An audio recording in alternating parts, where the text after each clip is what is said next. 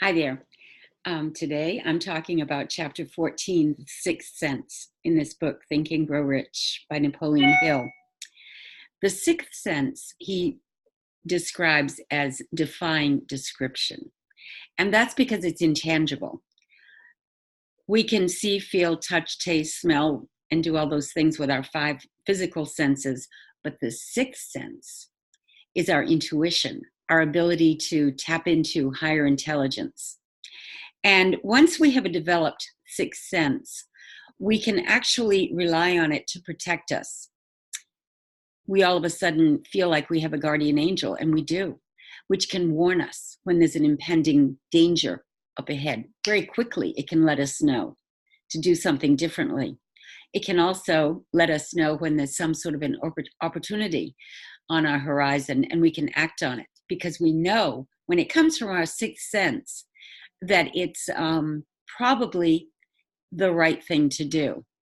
I told you before, hunches and intuitions are actually more accurate than the logical mind, the intellect that we use to make decisions in the three-dimensional world with. So learning how to develop our sixth sense is a very, very valuable tool. We all have it, but many of us are just not developed in that area. He even goes on to say that he went as far as to create a council of men that he could every night when he was going to sleep call upon. They sat at a council table. He was at the head of it.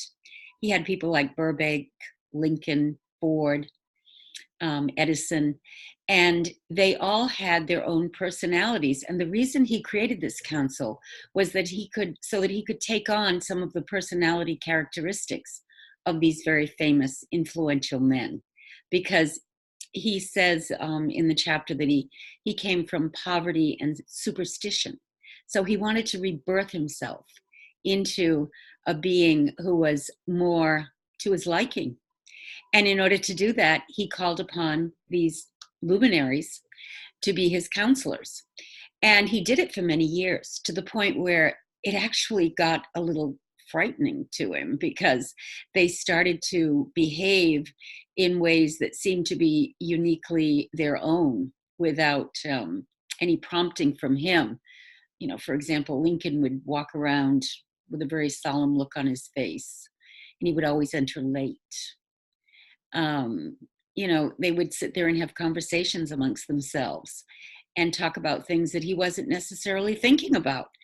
We can do this ourselves. We can actually imaginarily set up our own council of people that we want to communicate with, and imagine that we're having these conversations and see where it goes.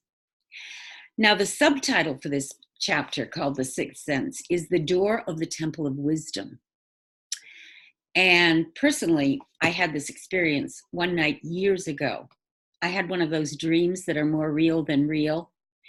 And I was told by a voice that I was in the Temple of Wisdom. And I seemed to be in this library where there were books going up into the sky. I think I was in the sky, but the books were definitely going up into the sky. They were all around me. And the voice said, "This is all the wisdom in the world. But you don't need to read all of these books. You just need to know that you will know whatever you need to know when you need to know it." I didn't say it exactly like that, but that was the gist of it. The knowledge is innate within us. We can tap into it through our sixth sense, our intuition. And that's why this chapter is pretty magical in my book. The very last sentence I like especially, when he says, "Then you will be in a position to transmute your desires into their physical or financial counterpart as easily as you may lie down and quit at the first sign of opposition." And I used to teach my students when I was a Silva Ultramind trainer, you can get more done lying on your bed using your creative imagination and meditating than people can get that are running around all day long, running in circles.